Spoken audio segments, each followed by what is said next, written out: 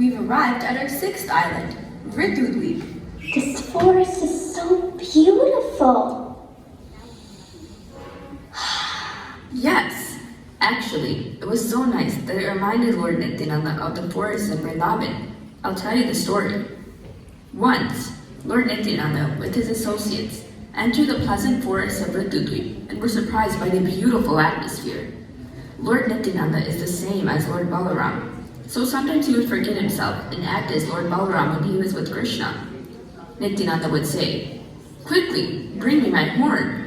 My coward friends are far ahead of me. Krishna is fast asleep and won't get up. I can't herd these cows alone." The devotees with him tried to soothe him. They reminded him of who and where he was. They said, "Oh Nityananda Prabhu, your brother, Lord Chaitanya, has gone and taken sannyas, leaving us here alone." Lord Nityananda became very sad and lost consciousness.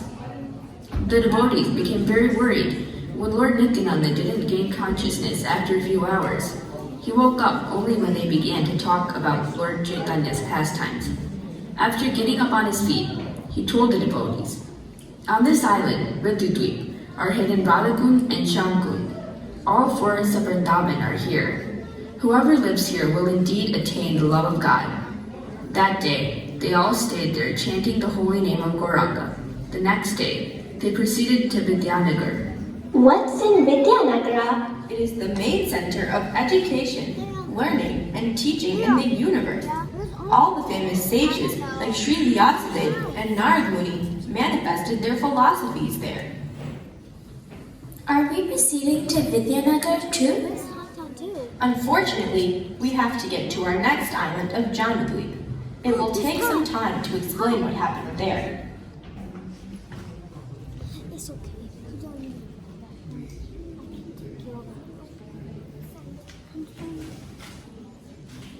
There is an amazing story about something that happened here at Navadwip. This story also explains how the island got its name. Long ago, there lived a great devotee king named Sagar, who planned to have a horse sacrifice. Lord Indra heard of King Sagar's plans and became very envious. So he came down from the sky and stole King Sagar's horse, just as he was about to make a sacrifice. King Sagar had 60,000 sons who became very angry when they saw what Indra had done. They immediately began to chase Lord Indra and search for him all over the earth. They came to the place where Lord Kapiladev had his ashram. As they came near him, they saw their father's sacrificial horse tied up nearby. With great anger, they began to shout. As they surrounded the Lord, fire blazed from their bodies and they immediately burned to ashes. They had committed the offense of disrespecting a great person. The only way to be revived would be by washing their ashes in the Ganges River, which was in the heavenly planets. Many years later, the great-great-grandson of King Sagar, Bhagirath, performed very severe austerities to bring the Ganges down to this world. One day, as the king was performing his vows, Mother Ganges appeared before him in the form of a demigoddess. She said, "I am very pleased with you and am ready to give you any benediction you desire." King Bhagirath bowed before her and explained what had happened to his relatives and what Kapiladev had said.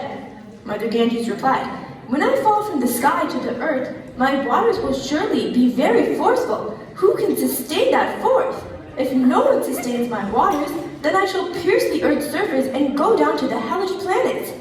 Bhagirath explained that Lord Shiva, who was almost as good as Krishna, was strong enough to sustain the forceful Ganges waters on his head. After King Bhagirath pleased Lord Shiva with severe austerities, Lord Shiva agreed to sustain the Ganges water on his head. After all, he didn't want Mother Ganges to flood the entire earth. From the Himalayas, the king guided the Ganges to the southern side of India. Near Kapila's ashram, on this island of Navadwip, a great Muni named Janu had his ashram. One day, while sitting in meditation, he heard an incredible roaring sound. He opened his eyes and saw King Bhagirath coming towards him on his chariot with the Ganges River right behind him. They were traveling at such a high speed that Janamuni thought the river would flood the whole planet. As the Ganges approached, Janamuni opened his mouth and swallowed her up in one gulp. All of a sudden, Bhagirath couldn't hear the deafening roar of the Ganges behind him anymore. Looking over his shoulder, he saw that she was no longer in sight. He was overwhelmed with anxiety. How would his ancestors be purified? What had happened? He was very disturbed and turned back. When he arrived at Jani Muni's ashram, he saw the Muni sitting there and could immediately understand what had happened. With great devotion, Bhagirath began to worship Jani Muni, offering beautiful prayers. Jani Muni was pleased with the king and stuck out his foot towards Bhagirath. Suddenly, gushing out from his toe came the Ganges river. Bhagirath quickly mounted his chariot and led Mother Ganges to the south, where his ancestors' ashes had lain for so many years. As the water splashed them, they became purified.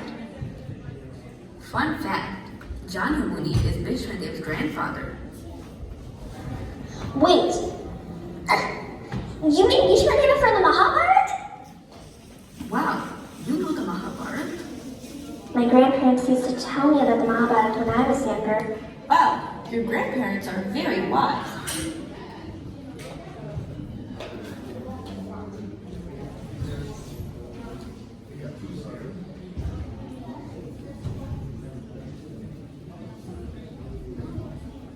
This Shripata is known as Saranga Murari Shripata. Devotees are naturally very humble, but they will do anything for the Lord. Here is an example of one such devotee. There was once a devotee named Saranga Thakur. Lord Chaitanya was very pleased with Sarangadev's devotion and asked him to make some disciples. Sarangadev was very humble and didn't want to do this. He felt he wasn't qualified and it would be hard to find a person qualified to become a good disciple. Lord Chaitanya laughed and told him whoever Sarangadev accepted as a disciple would become qualified. So Sarangadev told him that he would initiate the first person he saw. When he went to the Ganges to bathe the next morning, he saw the body of a dead boy float by. Remembering his promise to the Lord, he brought the body on shore and whispered the initiating mantras into his ear. As soon as the boy heard the mantra, he came back to life. He offered his obeisances to Sarangadev and told him, "Yesterday I was undergoing a ceremony to accept initiation, and then a black snake came and bit me." This boy's name was Murari, and he served the lotus feet of his guru as long as he lived. The deity of Sri Gopinath, who was worshipped by Saranga Thakur, is still worshipped here today. Wow! So the initiation mantras brought Murari back to life? Cool. It is very cool. It would be nice to stay longer at Navadwip, but our tour is almost over, and we have to go on to our last island now. The last island? Already? Oh.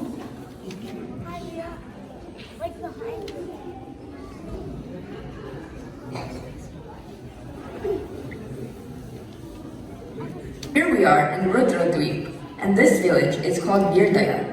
Nirdaya means merciless, which is what the Lord was accused of being by the residents of Navadwip. Merciless? How? I thought he was always so merciful. Yeah, especially after all these stories we just heard about him. Well, in this one instance, he was not thought of that way. The day Lord Chaitanya decided to enter the sannyas order, he told no one except Nityananda Prabhu and a few close associates. The Lord got up in the middle of the night and prepared to leave home for the last time. As he approached the gate, Mother Sachi was standing there, as still as a statue. She was so shocked she couldn't speak. Lord Chaitanya circumambulated her 3 times and offered his obeisances. Then he took the dust from her feet and placed it to his head and left home forever. This is why the residents of Navadwip accused him of being Nirdaya, because he so mercilessly left his devoted friends and family. So he just left everyone? Yes, the Lord had a more important mission of delivering the fallen souls of the world. Yeah, I guess if he hadn't, we wouldn't have the Sankirtan movement. Oh yeah, Sankirtan, the continuous chanting of the Lord's holy name. Hey, you actually learned something on this tour. I learned a lot on this tour. Oh my gosh, it was amazing. Whenever you told a pastime, I felt like I could see it all happening right in front of my eyes. It really was a transcendental tour. Say, how did you do that? Well, we have a way of telling stories. Hope to see you on another tour soon. Haribo! Thank you! Better than Hawaii, right? Obviously, but now I don't want to go back home. Can you please come back? Of course. How about this? Next year, when you win the competition, we'll come back. Deal? Deal. Deal. Next year, Navadwip.